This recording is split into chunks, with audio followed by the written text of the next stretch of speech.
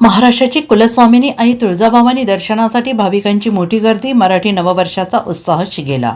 आई तुळजाभवानी देवीची दर्शन घेऊन नववर्षाची सुरुवात व्हावी यासाठी मोठ्या संख्येनं भाविक तुळजापुरात दाखल. सध्या सुरू असलेले युद्ध थांबवून जगात शांतता प्रस्थापित व्हावी यासाठी भाविकांनी घातलं देवीला साकडं.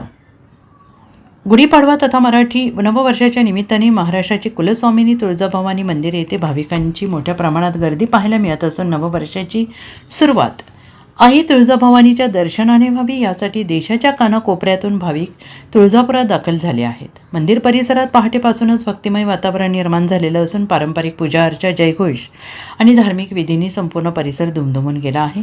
नव्या वर्षाच्या स्वागतासाठी श्रद्धा आणि उत्साह यांचा संगम पाहायला मिळत असून भाविकांमध्ये आनंदाचे वातावरण पसरले आहे.